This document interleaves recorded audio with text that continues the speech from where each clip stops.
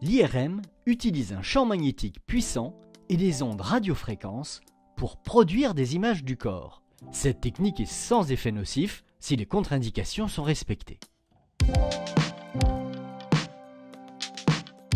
Avant d'être installé en cabine, il vous est demandé de lire une note d'information qui vous explique le déroulement de l'examen et permet d'obtenir votre accord pour sa réalisation. L'ordonnance vous sera également demandée. Les données obtenues pourront également être utilisées pour la recherche, dans ce cas toujours de façon anonyme, afin d'améliorer constamment les techniques d'acquisition et les résultats des examens.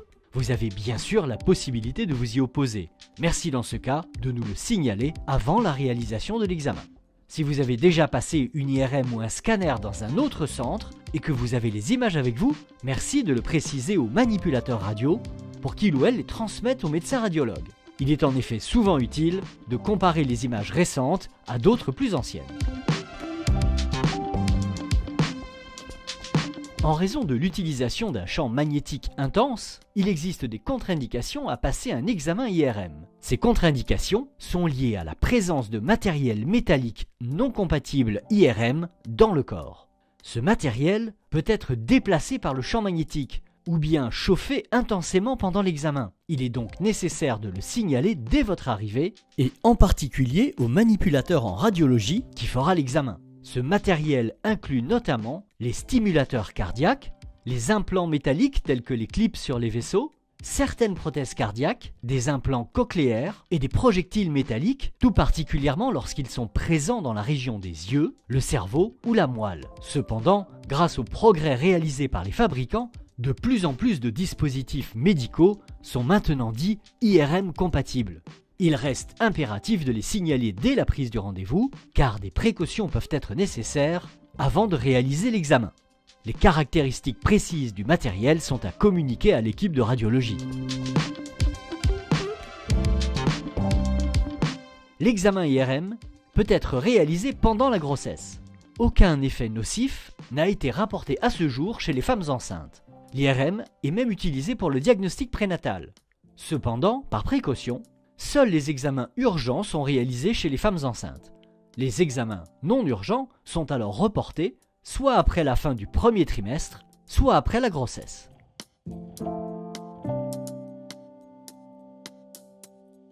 Un produit de contraste peut être injecté pendant l'examen sur décision du médecin radiologue.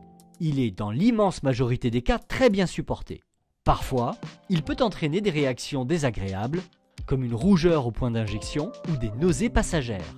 Exceptionnellement, des réactions plus sévères allant jusqu'au choc anaphylactique.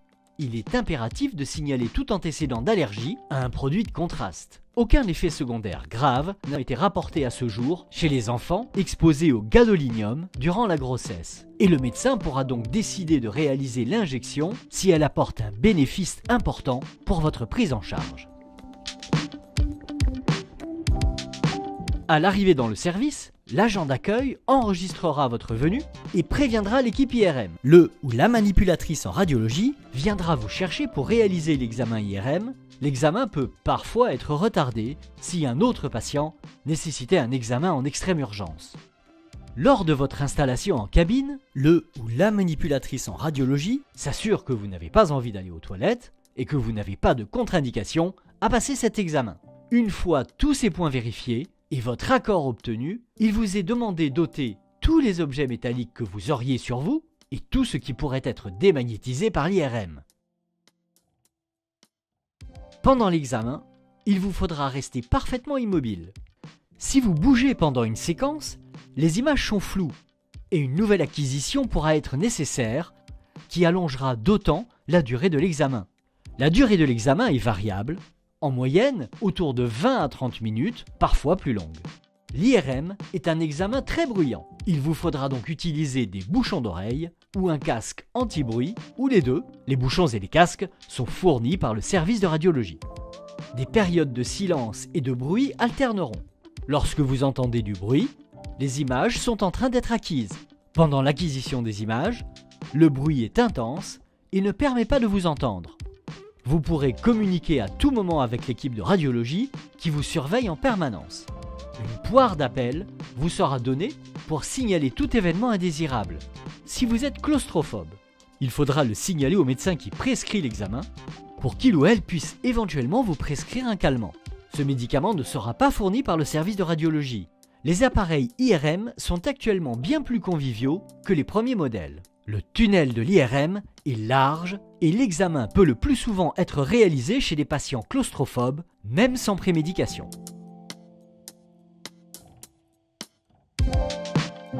À la fin de l'examen, le manipulateur en radiologie vous raccompagne dans la cabine et vous remettra, si vous le souhaitez, le CD de l'examen. Ensuite, le médecin radiologue analyse votre examen et rédige un compte-rendu qui vous sera remis par une secrétaire. Vous pouvez demander à voir le médecin radiologue pour un premier avis sur votre examen.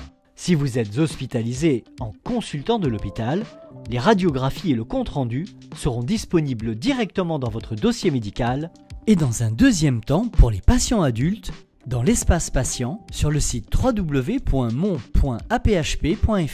N'oubliez pas de montrer ce dossier à votre médecin lors de votre prochaine consultation.